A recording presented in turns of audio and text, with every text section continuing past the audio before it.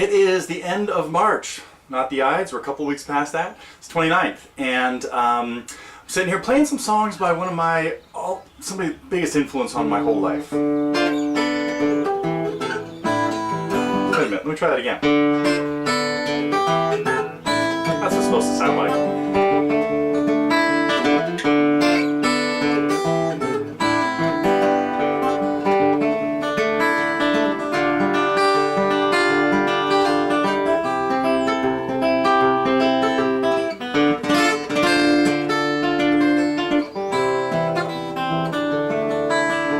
Okay, I know some of you old timers recognize that, maybe even this. Should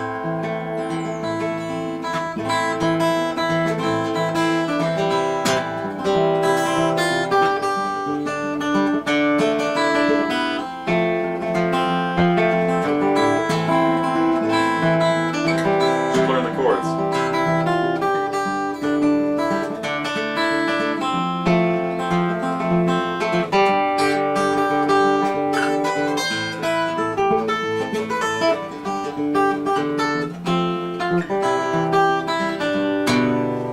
Okay, hope to get to all of those. I'm sure a lot of people out there can recognize those. I might, if we get stuck, we'll put them in there. So, thinking about doing a lesson on that because I have seen a request for it. I'm starting to think about doing lessons on a lot of things there are only one request for. Should we do this one? Probably. I don't know. Maybe next week. I've got a lot to get through to tell you. Oh, I got to tell you one thing first. You know what? I'm gonna interrupt this and give you a quick tour of TG, the TG at least cabin. Saw a question, I believe, from Hydro because of the Jim Page thing, where we had Hydro Man asked about seeing the whole thing. So I just a few minutes ago ran the camera through here, and I'm gonna cut that in and give you a little tour of what it looks like here coming in. Now you've also seen a ton of other parts. Well, maybe not a ton. But a lot of the other parts of TG Central here, some of the videos, the really early videos were shot on the piano, a lot of it in the living room. So you see the piano bench videos, you see the front door. Then there were the fireplace videos. There were a few shot on the couch in the living room. And then if you saw, and then of course all the stuff with the white screen was shot in the basement, which is now kind of like off limits. Got a couple of young adults living down there, and it's dangerous. And then we had one more spot. Wait a minute. Oh, the main office is what used to be a bar in this house, which is visible in TG Live #1 from, I believe, April 26th, 2009. So, you can get a lot of shots of TG Central, but here is what the cabin looks like. Hey, it is Friday, May 29th, and as a request from somebody on the forum, Hydro, I think it was, figured I'd show you guys where at least this part of TG Central. This is our house. This is my side yard with entrance into the main backyard back there. And folks that come in here go through this gate and head over to the cabin. Looks something like this. Now, we've seen, so there are a lot of places in this house where I shoot stuff. One of them is over here. Occasionally, we'll do the outside bench shot. Sort of a little hangout, tiny little garden over here. And inside, we have the glorified tough shed. That is where stuff happens. So this is what, I guess we'll give you the 360 of the cabin here. You see stuff over there. This is how it's set up when I do when I have lessons, and otherwise I'll move the chair a little bit to get in front of the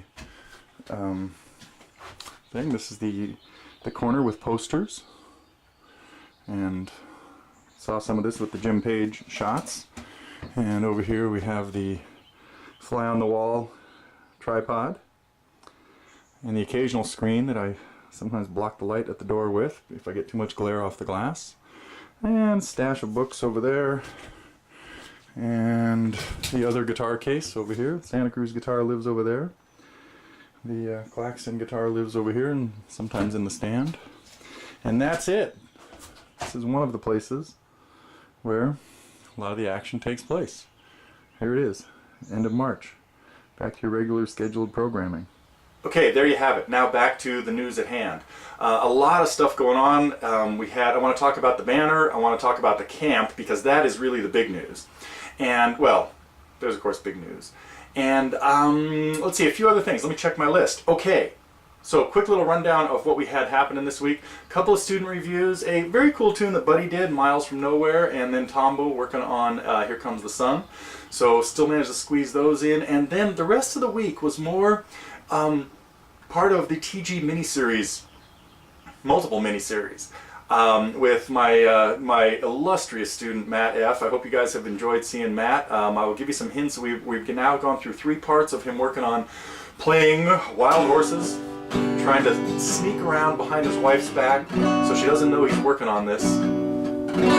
And it has now, we've seen 3 parts. There are a couple more, 3 more coming, and I have not got the complete report yet, but I know that as of now, he has played the song for his wife, and over the next couple of weeks we'll see the results of that. I have a feeling there was a handkerchief involved, so, but who knows? I'm just guessing. Next week I'll have the report. A couple of weeks you guys will see the whole thing. Also, really want to thank Jim Page for dropping by and spending quite a bit of time here last week. We talked about a ton of things. This week we put up the first 3 parts of it, where we just kind of compared notes about our childhood, well, our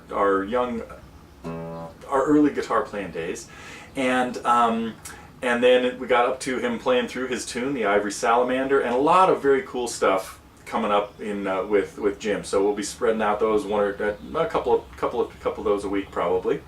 And let's see, there was something else related to Jim. No, that was it. So I hope you're enjoying the stuff with Jim, and I was glad to see that some of you up north knew him from him being involved with the Puget Sound guitar workshop that happens up there. And we had one other cool entry. I want to welcome Steve Rose back into the fold of doing stuff. We had a thing. He of course put together an essay on Lucinda Williams that everybody should check out and stuff. It's pretty cool, all these little behind the scenes things that Steve does for the Listening Post. Let's see, that is it for that info. I want to talk about now the banner. I'm guessing that everybody that has signed the banner has done it by now, because it sounds like it's in Virginia waiting for a place to go, and if nobody speaks up, let's say within a week, it's coming here for permanent residence and being ready to go off to the camp with us. And then of course anybody at the camp that hasn't signed it will be invited to. And we'll probably get some of the guest stars at the camp to do that too. How cool. We'll have Muriel, Al, and Alex. Richard, Steve, Doug. I'll get back to more of that later, of some of the other things, more about the some details on the camp coming up. But anyway, so the banner, last call for the banner. If nobody gets on if everybody that's wanted to sign it has done it, we are done, and we will get it shipped right here. So Lyd is holding out in Virginia, I think.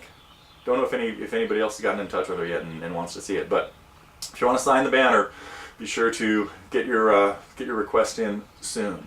Now, really want to welcome a few of the people who have actually a good handful of people that have jumped on our International Guitar Camp. We are calling it that because, of course, Totally Guitars is an international community of just great people.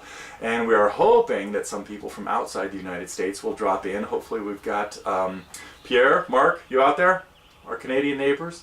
And or our Australian buddies, or our European, or our folks in the UK. I know somebody can make it. I had to do a lot of arm twisting to get some of these people here. Well, no, I didn't. Actually, they were all pretty amenable pretty quickly. Did try to get John Renborn, and John is not traveling across the oceans anymore. He's staying pretty close to home. So, but we had a nice conversation. Actually, quite a few of them. And he's wishing us the best and kind of wishing he could be here, but he's not up to cross transatlantic air travel anymore. What am I trying to say? Okay, but we have, of course, Muriel coming in to bring her harp guitar and show us some cool things going on, and then Alex DeGrassi. Now, I mentioned a long time ago, I don't have it handy here, but, oh yes I do, it's right over there, but not within reach right now. That his book on fingerpicking is a great treatise on it, and I really recommend everybody, especially if you're coming to the camp and are going to get a chance to meet Alex and take his workshop, that you go as far through his fingerpicking book as you can, because it is just a great great treatment of the whole thing. So be sure to do that. Also, really encourage you to listen to more Al Stewart, because Al, when I called him about this, he had a very interesting reaction, and it was, well, why would you want me there? It's a guitar camp, you know.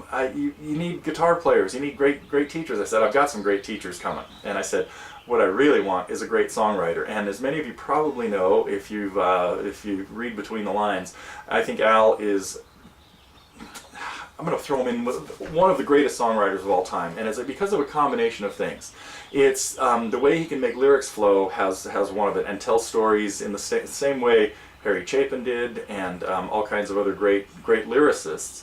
But he comes up with fascinating chord progressions and then great arrangements of things too. So it's the whole package of stuff. It's not the simple strumming songs with just great lyrics, or really complicated stuff with really dumb lyrics. Anyway, so Al, you know, when I said, hey, we've got the high-tech teachers, what we really want is somebody that the singer-songwriter, and I'm thrilled that he's doing that. And of course, everybody that comes to the camp will be treated to a concert just around the corner at Don Quixote's that we will be, I will be playing with him a bit and playing a little bit of my own stuff. Hopefully Dave Nachmanioff will be there too. We're not 100% sure of that yet, but one way or another, there'll be an Al Stewart concert that everybody's included in as coming to the camp. Now, answering a couple questions about the camp, it really would be a good idea to bring your own guitar, because you're going to be kind of immersed there. And I know traveling with a guitar is kind of difficult.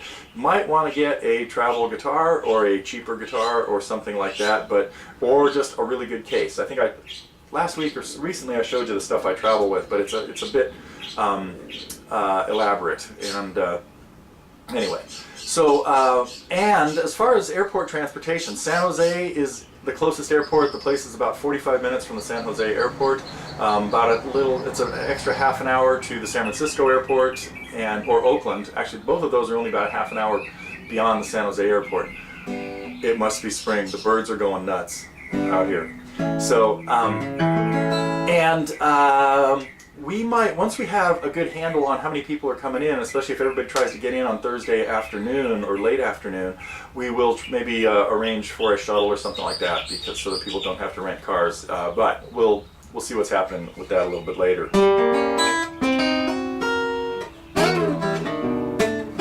Been talking too long, gotta play.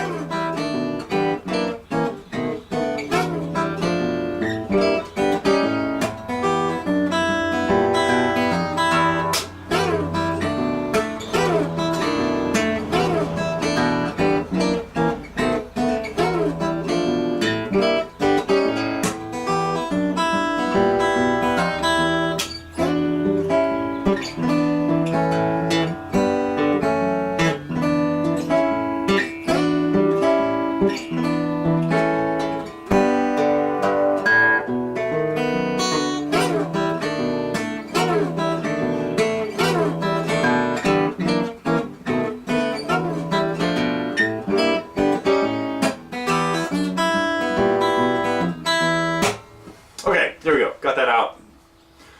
I've still been playing a lot lately. A lot of times at 2 o'clock in the morning, I could get up and drive people nuts with this. Someday soon a lesson on this will come out. Once I can play it without any mistakes.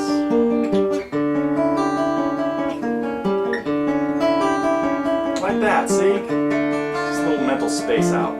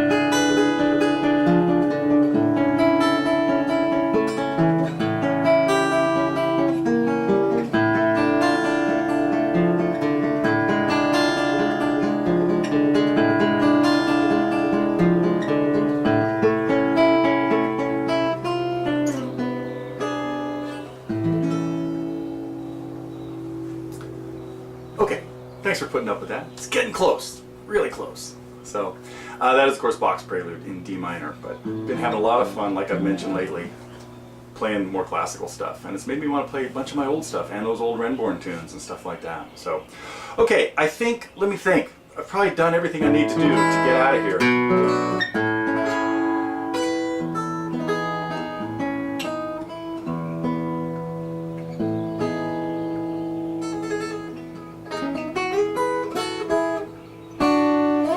I think so.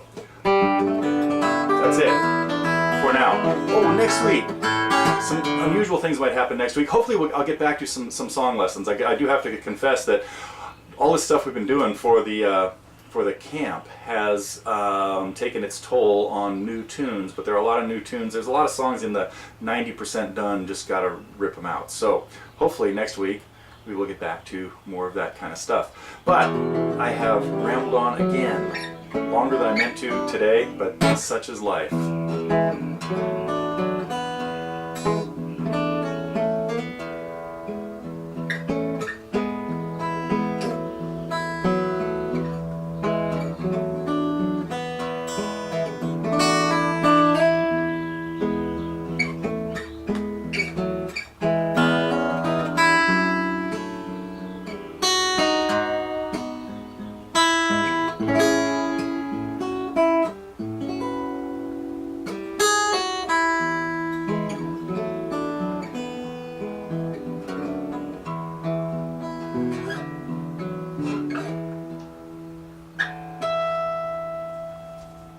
See you next week.